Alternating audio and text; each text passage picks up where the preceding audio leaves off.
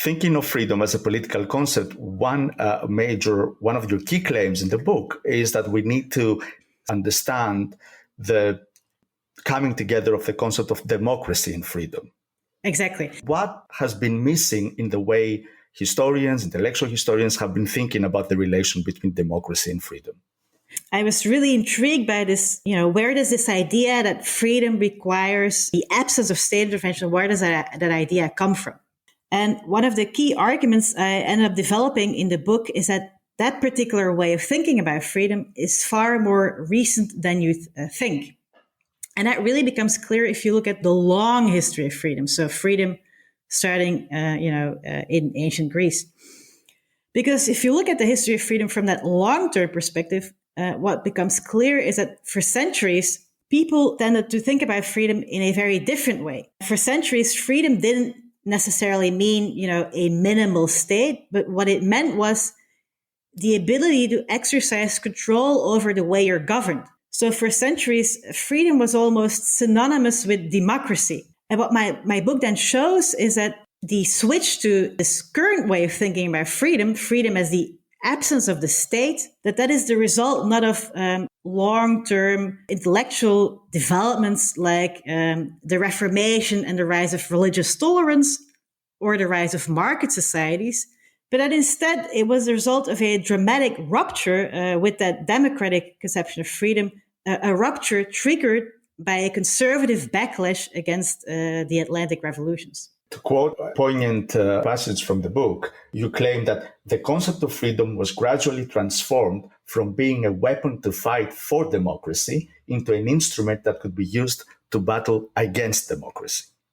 Exactly. So what I ended up discovering was that, for centuries, people, when they were fighting for freedom, what they meant by that was they were fighting for greater control, democratic control over their governments. But what then happens at a moment in time when movements start to gain its first successes in the real world, so the Atlantic revolutions, which roiled the Atlantic world at the end of the 18th century, at that exact moment, a backlash emerges. Conservatives start arguing, no, actually, if you want to be free, democratizing your political system won't really help, because what freedom really means is it's not about controlling your government, it's about privately enjoying your goods, your individual goods, your life, your property. And they start making that claim as a way to counter this claim for greater democratic control over government. What ends up happening is that this concept of freedom, which used to be employed to fight for democracy, from that moment in time starts to be used as a weapon to fight against democracy. Because if freedom really means being left alone by the state, then you don't really need democracy in order to be free, right? On the contrary, and that's an argument conservatives will use over and over again, democracy might pose a threat to freedom. Democratic government, which has the potential for redistribution, might end up harming individual rights and notably the right to property. So you see that argument starts being used. Freedom is really about, minimal government, that starts to be used to explain why we need less democracy if we want to be more free. Let's stay a bit in the period of the Atlantic revolutions and maybe break it up for our audience who might not be necessarily familiar with these kinds of terms we historians use. So I'd like you to share with us some of your discoveries with regards to thinkers and the way they understand the relationship between democracy and revolution in turbulent times, in times where political order is really waning. The Atlantic revolutions, which obviously started in North America, almost immediately, it triggered this huge backlash. What you see is that you could describe as a transatlantic intellectual movement takes shape of thinkers who try to counter this democratic movement and start arguing why democracy is really a bad thing. What you see is that they start explicitly redefining this concept of freedom in order to be able to explain why democracy is a bad thing. And one of the most notable thinkers involved in this movement is Edmund Burke. So Burke is somebody who starts saying in response to the French Revolution, look, democracy is a really bad idea. And most notably, it poses a major threat to freedom. In particular, it's sort of the Jacobin version. If we really want to remain free, what we should do is be happy with the system we have in place in Britain, quite oligarchic system, where less than 5% of the adult population was able to vote for the House of Commons.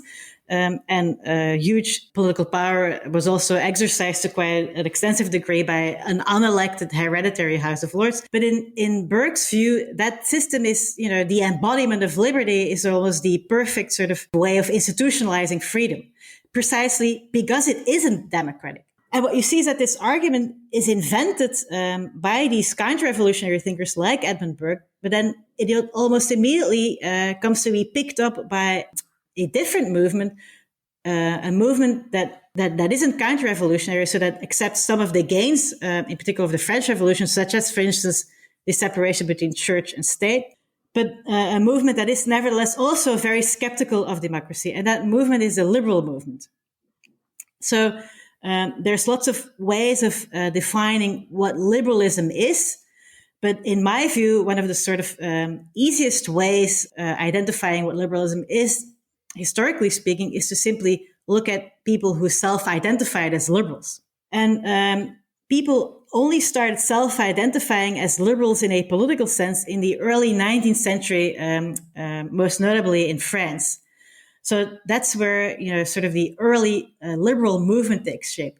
And those early liberals, and I'm thinking here of thinkers such as Benjamin Constant, they in some ways thought of themselves as the heirs of the French Revolution, right? As I just mentioned, one of the revolutionary achievements that they tended to embrace was the separation between church and state. But what makes them very different from the French and also American revolutionaries is that they were extremely skeptical of democracy. And that is sort of a legacy of the terror, obviously. And a result of that skepticism is that liberals throughout the 19th century, in particular in the first half of the 19th century, European liberals tended to embrace and propagate political systems that we would describe as oligarchic. Liberalism, because of its fear of democracy, a fear instilled by the French, by the derailment of the French Revolution into the terror, becomes an anti-democratic movement. And that sort of encourages liberals to adopt this counter-revolutionary claim that the best way to protect freedom is to curb democracy. Benjamin Constant here is a great example. So one of his most famous essays on liberty, where he develops this idea that modern liberty is about private enjoyment and the protection of individual rights. And where he sort of rejects this idea that the revolutionary definition of freedom, the identification of freedom with self-government, that is something worthwhile. At the same time, though, as you mentioned in the book, there are ways of liberal thinking that are closer to democracy. An example that you write in the book is John Stuart Mill and his own understanding of democracy and freedom. So my question here is, how can we understand the differences between liberal thinking and the tensions between democracy and individual rights? Well, that's a great question. So what you see happening in the second half of the 19th century is that liberals in many European countries, most notably in France and to a lesser extent also in the UK, slowly start accepting that the rise of democracy is in fact inevitable. And you see that they start toning down their anti-democratic rhetoric, and that they start, to a certain extent, they start accepting democracy as a legitimate form of government. But what remains similar to the sort of earlier part of the 19th century is that these same liberals continue to argue that even though democracy might be an acceptable form of government, it is not liberty. So if you want to protect liberty, and if you're a liberal, then you should always privilege freedom, the protection of these individual rights, over and above democracy and democratic majoritarianism. And the interesting thing is that you even see that idea cropping up in the writings of somebody like John Stuart Mill. So Mill is, I think, extremely interesting thinker. Well, obviously, I'm not the only person who thinks that, who has a background in a different intellectual tradition, which is radicalism, right? He was the godson of Jeremy Bentham. And one of the things that Jeremy Bentham was notable for was that he was in the UK one of the earliest proponents of manhood suffrage. Mill, in a way, is even more radical than this heritage, because he also embraces the right to suffrage for women. What I try to show in my book is that this is really very much under the influence of French liberal thinkers. At the same time, you see that Mill also comes to really insist on this idea that freedom isn't democracy, and that protecting freedom doesn't necessarily mean that you need to expand democracy. On the contrary, somebody like Mill harps on this idea that what we should be really worried about is a tyranny of the majority. And of course, on the face of it, that is a legitimate worry. So I would be the last person to deny that, the tyranny of the majority is something we should be worried about. But what I find interesting is that Mill is sort of harping on this idea in an intellectual context where the overwhelming majority of the British population did not have a vote. So he's insisting that we should be worrying about majoritarian tyranny at the very same time when the fight for democracy was still very much ongoing in the British context. And I find in that sense, I find the contrast with his godfather Bentham quite intriguing. Right? Bentham was worried about what he was worried about was what he called sinister interests, the oligarchic control of British elites over British political life. That's what Bentham was most worried about in the later period of his life. And I would say that if you look at the context in which those two thinkers were living, I'd say that Bentham had more reason to say that we should be worrying about the influence of sinister interests than somebody like Mill had for saying that we should be worrying about the tyranny of the majority. And that brings me to a larger point, and that is that one of the things that I try to show in my book is that this fear for majoritarian tyranny, which again, on the face of it, isn't, that's not a crazy, thing to worry about. It's a legitimate worry that we have. But if you look at the history of freedom, what you see is that this idea starts to be mobilized, instrumentalized by a series of conservative movements, counter-revolutionary movements, anti-democratic movements, in order to fight against democracy. So what I find interesting is that you have this, abstract discussion about, democratic theory and the danger of majoritarianism. But what we should be paying more attention to is how this idea was mobilized in time to fight for, the interests of elites rather than for the interests of vulnerable minorities. This creates a heritage and a tradition that influences even the most radical of liberals, at least in the British context, John Stuart Mill, right? Yes, exactly. I'd say that this is something that you still see, influencing liberals to this very day. Moving on towards the end of the latter part of the 19th century and on towards the 20th century, in the book, you talk about the rise of collectivism and collectivist thought. And you have something to say about how this influenced the evolution, the ever-evolving understanding of liberalism as an ideology and the relation to democracy. What is it that you find interesting as we move on towards the 20th century in the way this counter-revolutionary tradition is being influencing different strata of thought? You have the emergence of this counter-revolutionary conservative way of thinking about freedom. Freedom is not democracy. It's just, having your individual rights protected, and democracy potentially poses a threat to this. Hence, protecting freedom means curbing democracy. So that idea starts, that emerges in this counter-revolutionary context and then comes to be picked up by liberal thinkers in the course of the 19th century. So that idea gets huge airplay, so to speak, in the course of the 19th century. In particular, as in a European context, at least, various attempts to further democracy or to democratize through revolution, such as the revolutionary wave of the 1840s. So what you see is that idea, gains energy, that counter-revolutionary conception of freedom, that gets new energy from every other failure of revolutionary attempts to introduce democracy in Europe. That just really stimulates this idea that freedom is potentially threatened by democracy. But then by the end of the 19th century, that fear is even further amplified by a second new development, and that is the very early attempts to use the state to redistribute wealth from the very rich to the poor, and to create something that starts to look like a welfare state. Again, really leads to a new resurgence of this idea that freedom is really threatened by democracy. And what you then see is that somebody, a thinker like Herbert Spencer, starts producing lots of books and articles arguing that socialism is slavery. But what he really means isn't Marxist socialism, of course. What he really means, what he feels threatened by, are attempts, to our mind at least, are fairly obviously necessary attempts to regulate conditions, working conditions, to prohibit child labor, etc. So to Spencer, all of that is socialism, and all of that is, a major threat to freedom. In addition to sort of the emergence of democracy itself, revolutionary attempts to introduce democracy.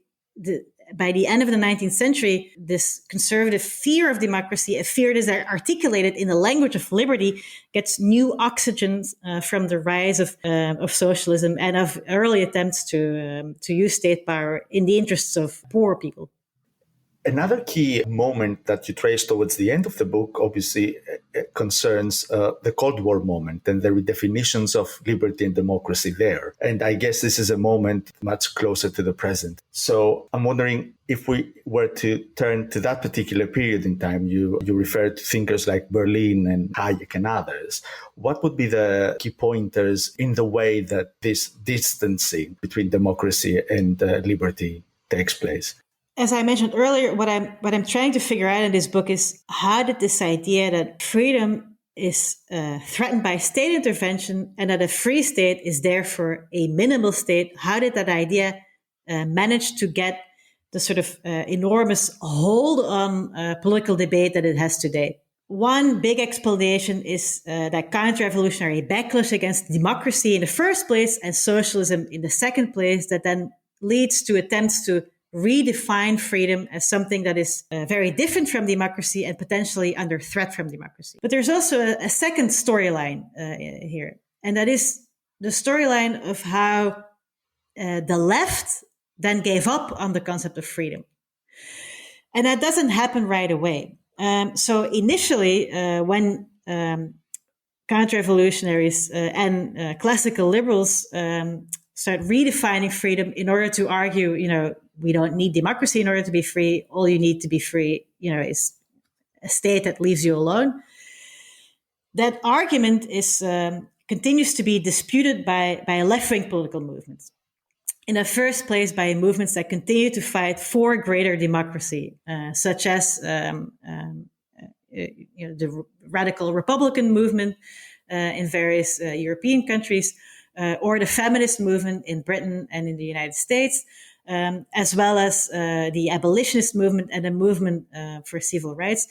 So obviously, none of these movements agree with this counter-revolutionary idea that being free just means being left alone by the state, right? They continue this revolutionary tradition that freedom is about democracy. But what you then see happening at the same time is that by the end of the 19th century, a number of new movements emerge.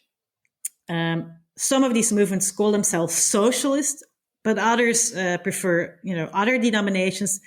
In France, for instance, you have a really interesting political party that calls itself the radical socialists, so they place themselves deliberately in that radical tradition rather than the Marxist socialist tradition. As well as the sort of new liberalism of the late 19th century in Britain, for instance. And what you see is that those movements start placing themselves in that revolutionary tradition. But what their sort of argument is that we shouldn't just try to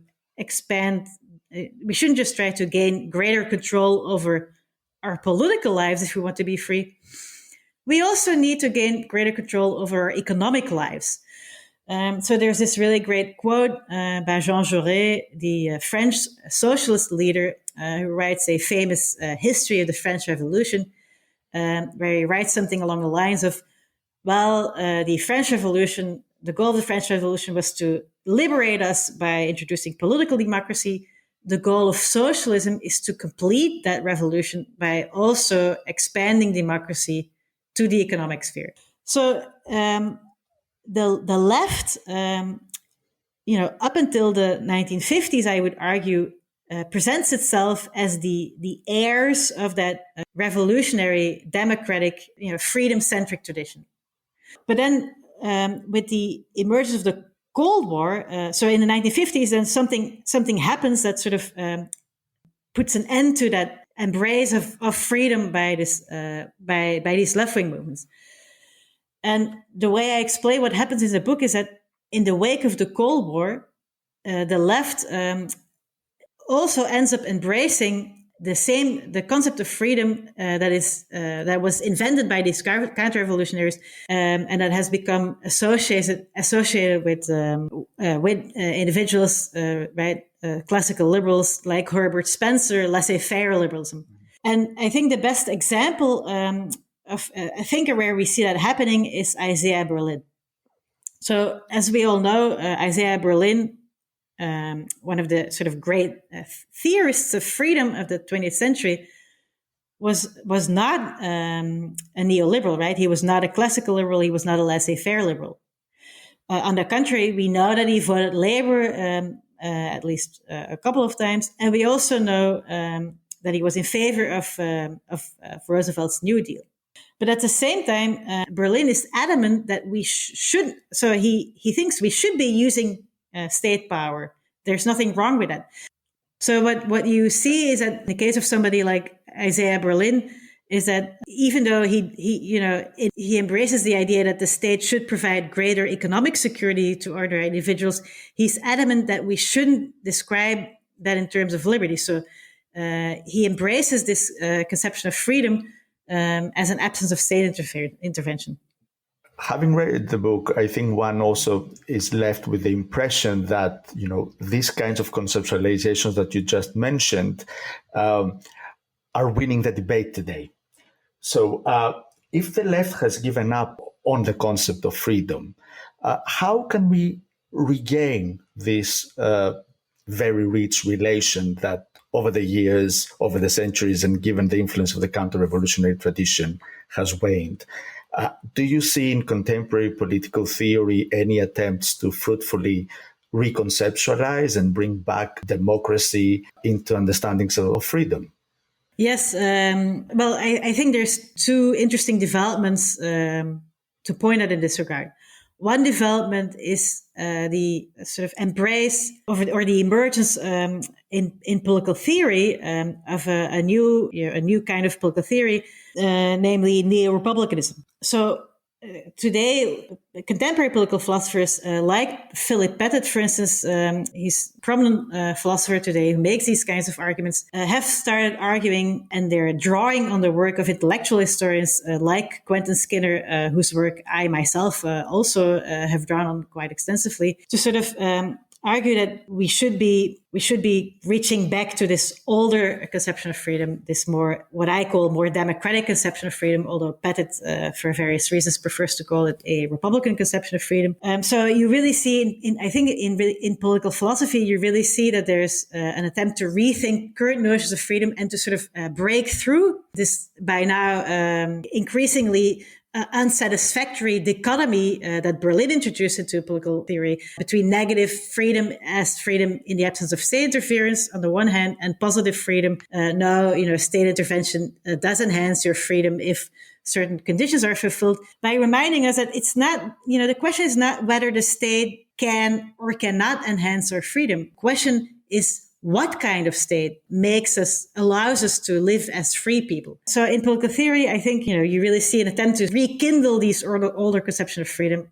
And that is something that I also hope to contribute to with my own book. But then another development that I find equally interesting is that you see that left-leaning politicians, in particular in the US, and I'm thinking of somebody like Bernie Sanders here, are also increasingly starting to make the case that the state, if it is a democratic state, can be used to enhance people's freedom instead of, always acting as an infringement of our liberty. And that is another reason why I felt it was necessary to write this book right now, to provide a sort of a back history to those attempts and to show that Sanders is actually right. There is a long, rich tradition of left-leaning thinking about freedom, of left-wing politicians, socialist politicians identifying themselves as the, heirs of freedom-centric traditions like the Atlantic Revolutionary tradition.